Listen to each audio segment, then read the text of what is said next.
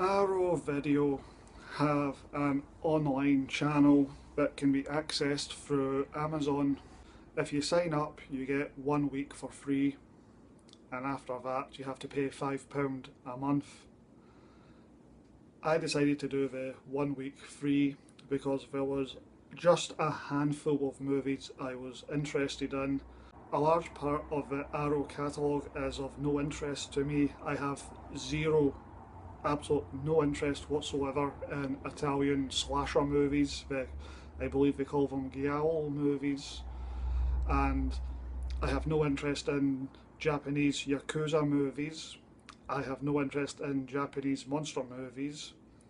And in theory, I like 80s American slasher movies. In reality, I don't actually, and it really does stretch to Friday the 13th and not much further. So anyway, the point is we have maybe say 100, 150 movies in the catalogue that you can watch for £5 a month digitally, but the vast majority of the catalogue I have no interest in. I wouldn't even watch it for free because I just literally do not care. I'm thinking of Argento movies, which everyone loves, but mean zilch to me. I watched House 2, The Second Story, in 1987, which I gave 4 out of 10. It's alright, it doesn't really entertain all that much, it's a bit, doesn't really get going, doesn't really become anything, and it's just a lightweight throwaway movie with a very episodic story. I honestly can't say I particularly enjoyed it all that much. It became a bit of a slog to get to the end of it. John Ratzenberger, or whatever his name is, the guy who played the mailman Cliff Clavin in Cheers, he's the highlight of the movie. Not necessarily because he was brilliant in it, I think just because, oh, you recognise who that is, and you just kind of have a good feeling towards him. He comes on screen and you just go, oh, it's him, great. And anyway, I just don't think the movie's very good. I have seen the first House already, about 8 years ago, and I didn't really like it. I thought it was actually a bit of a turd, so I did not bother rewatching that.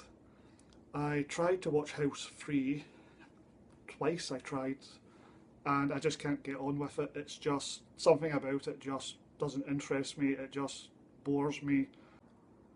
It's not even that it was terrible, it was just not interesting. And I did have a look at House 4, but I already know in advance that nobody's defending House 4, it's just a bad movie, full stop, very boring. Basically there's not enough content for a feature-length movie, and it's really stretched out and awkward and just not good.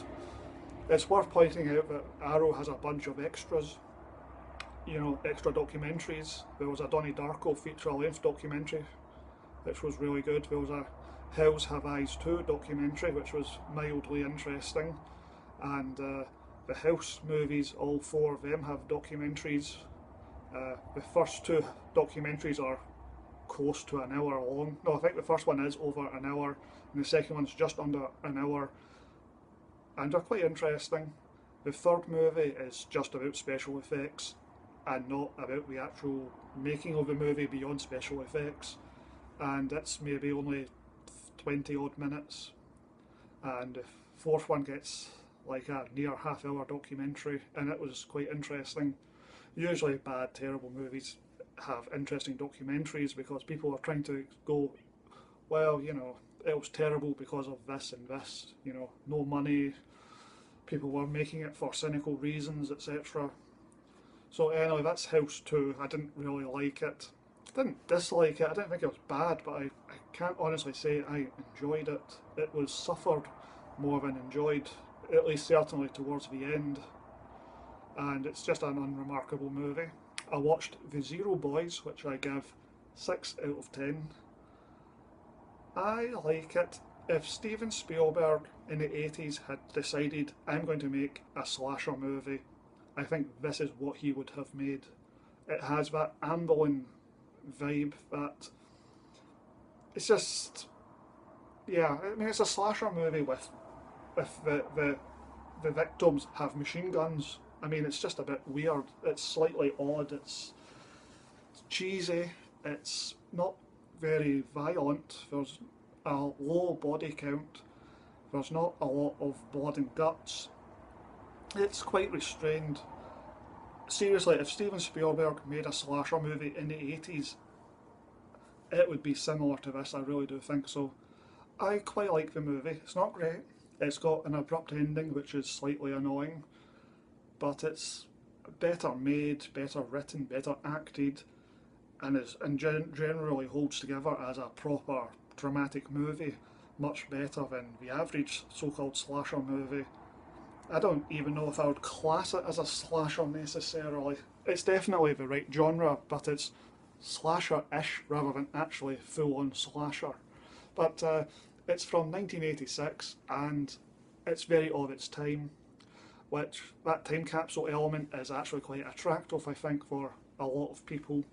It gives the movie a certain patina, that 80s nostalgia feel to it, and yeah, logic gets a bit fuzzy in a couple of scenes, but otherwise it holds together as a proper story. It's the characters actually have, I wouldn't call it depth, but they're not boring, uninteresting characters. They do feel like characters to a certain extent. Anyway, it's a solid movie. I quite like it. I watched Harpoon 2019. I would give that 6 out of 10. It was basically a stage play on a boat between three people, and it's a solid dramatic movie. I liked it, but I think the ending was a wee bit questionable.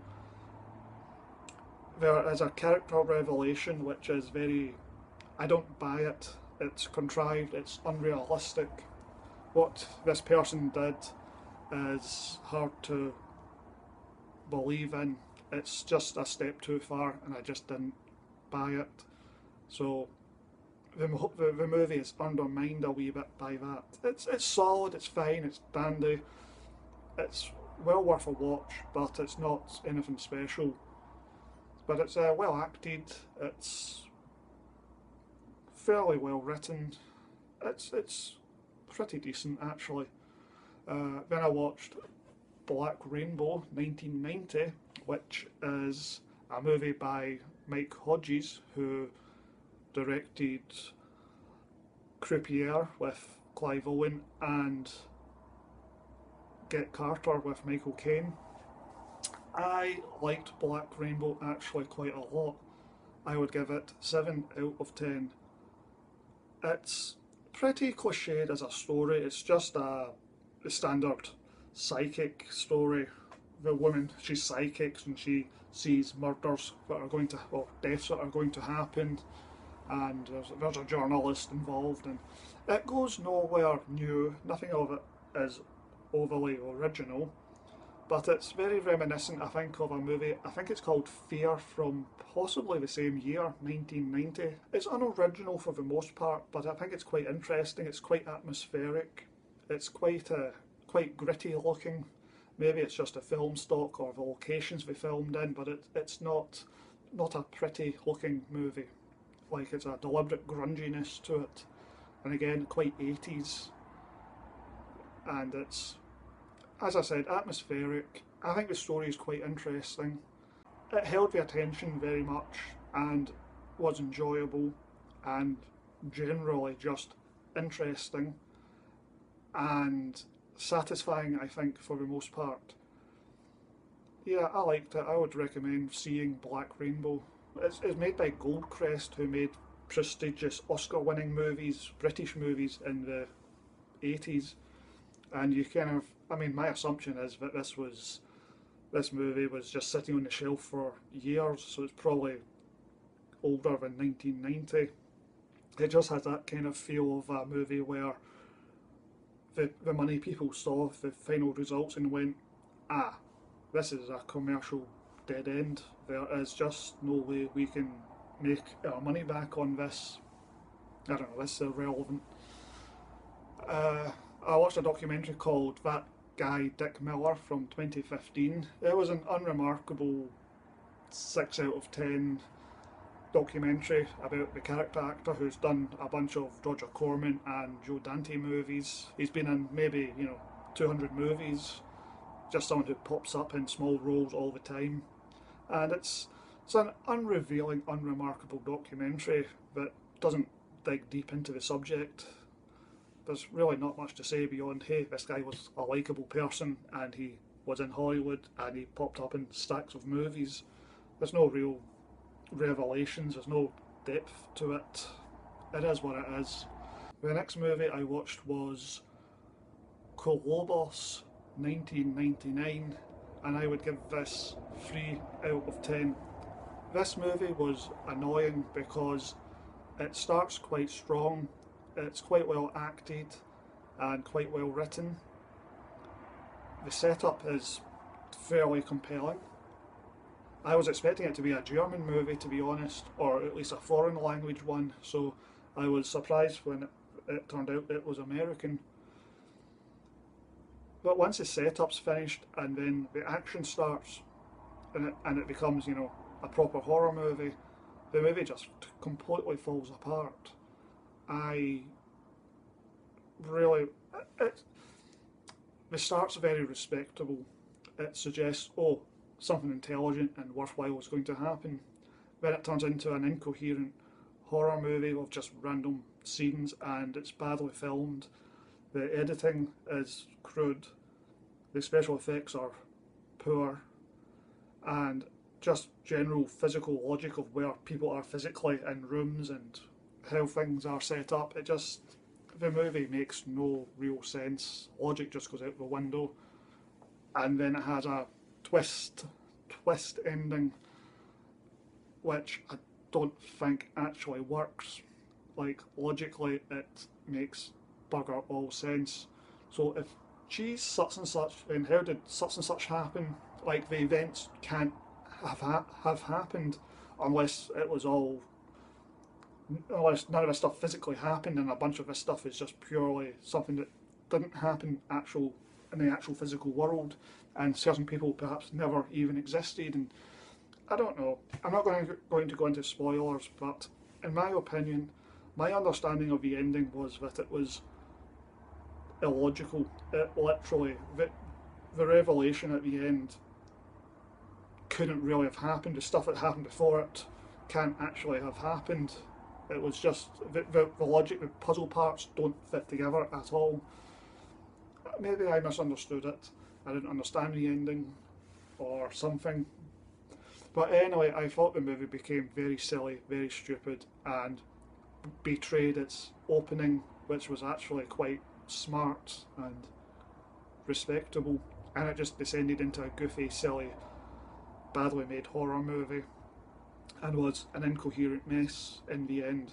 And I don't really see why it has a minor cult reputation, but it does. Some people really do like it. Then I watched a movie called Terraformers 2016, a Japanese manga or anime based movie. I would give it 4 out of 10.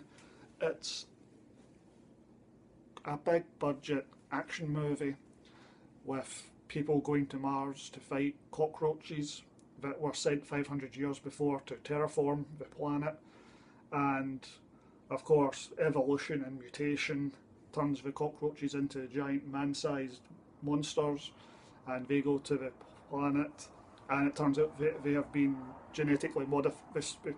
People going to the planet have been modified with bugs so that they have the powers and strengths of bugs.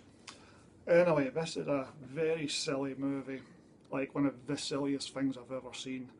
I'm not quite sure why I sat through the whole thing, but I did, and I basically just spent the time going, when will this end?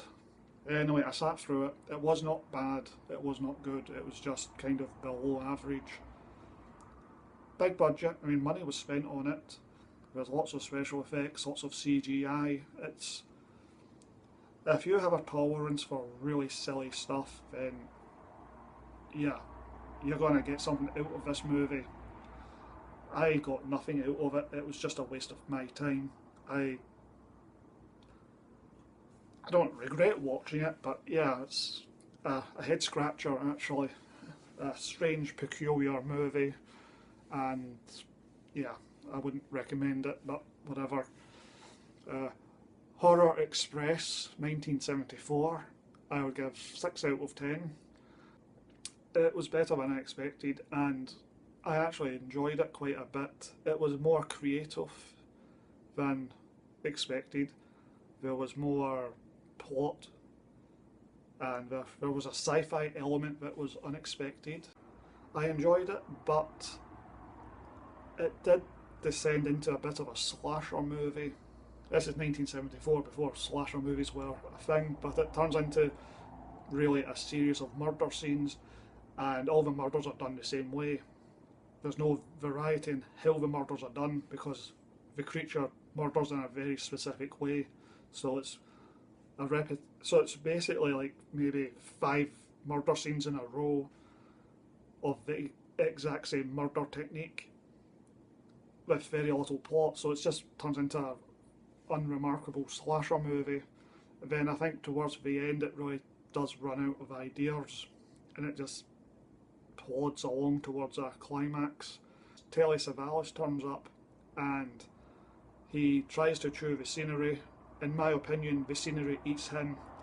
He gives a very bad performance, and it's so the movie towards the end sort of falls apart a wee bit. But it was better than expected, and I'd say the first half at least is actually fairly strong within reason. Then I tried to watch DEFCON 4. I watched half an hour of that. It was a piece of crap. So let's move on. I tried a few movies as well, such the 80s slasher movies like Edge of the Axe, which was just boring. There was no reason to watch it, there was no story worthwhile, there was no characters who were worth watching. The murder scenes were bland. I didn't. Yeah. So The Chill Factor was another movie I tried and gave up straight away. And there was a few others, I can't remember the titles right now. Then the next one I watched was Future Shock, the story of 2000 AD from 2015. I would give it 7 out of 10. It was a documentary about the comic book 2000 AD. Solid documentary. I had seen it before, and it was worth a second watch. Interesting stuff. And 2000 AD is most famous for Judge Dredd. Then I watched Donnie Darko, the original cinema cut from 2001, and I have a separate video about that, so go see that video if you want to know my opinion. Then at the end I watched The Hills Have Eyes from 1977. I would give it 6 out of 10. It was okay. I expected something rather gritty and disturbing. I have seen it once before, like 20 years ago, and I remember it being quite unpleasant. The movie is cheap and goofy, really, quite dated. It's not scary at all. It's not disturbing. I mean, the ideas are, I suppose, but the execution is too goofy and compromised, really. It was okay. It held my attention and I actually enjoyed it. And it worked as an action thriller more than as a horror movie. It was solid. I didn't mind it. And then I watched The Hills Have Eyes Part 2 from 1984, and I would give that 5 out of 10. For a movie that's hated pretty much universally, maybe I was just in the right frame of mind, or I was just generous, or I had seen the documentary in advance about how it was made. So I was just, I knew, expect nothing, and so when you get nothing, you're not annoyed. Anyway, I watched The Hills Have Eyes Part 2, and I actually thought it was okay, perfectly fine. It was not a massive drop off in quality from the first movie. it's not well written, obviously. It's some very clunky bits of writing. The filmmaking is pretty weak, and it's just not a good movie, but it mildly held my attention. I fast forwarded through the pointless flashback scenes, and it's just, it's okay. It's neither good or bad, but it held my attention and it wasn't that bad, so I didn't mind it. If you're into streaming movies, then £5 for 1 month is actually a very good deal. I am not going to continue with it because I had basically watched everything I wanted to see and I was scraping the barrel towards the end. For example, The Hills Have Eyes was not something I wanted to watch. It was a case of, well, I have the service, it's gonna run out in a few days, so I might as well watch this, even though I have no real interest in it. The fact it turned out to be actually pretty good was, just a bonus. But the point is, there was nothing. I had scraped the bottom of the barrel, I think, for my interest. I had no, as I said at the start of the video, a whole bunch of genres which they cover extensively are of no curiosity to me. So I'm done with it, and I would imagine most people would subscribe for 1 month and then that's it. I find it hard to imagine someone would keep the subscription ongoing, but who knows. And I don't feel bad about ripping Arrow off by watching a bunch of their content and not paying any money, because I have bought some of their discs that I've not even finished because the movies were so bad. This, you read the description in the back, sounds amazing, this is really interesting. Espionage and porn film companies and stuff, and it's just writer-director being incredibly self-indulgent and coming up with a total non-story. So, I mean, I paid money for this. I didn't finish watching it because it's crap, meaningless, utter tosh. So, this, super, super dated. Didn't finish watching it. Utter bunk. Didn't finish watching it. So, I've put money into the kitty at Arrow. So, we're now even, okay? I would recommend giving it a shot for 1 week, but I wouldn't be surprised if you will watch the vast majority of what you are interested in straight away and have no need to subscribe for the full month or for more than 1 month.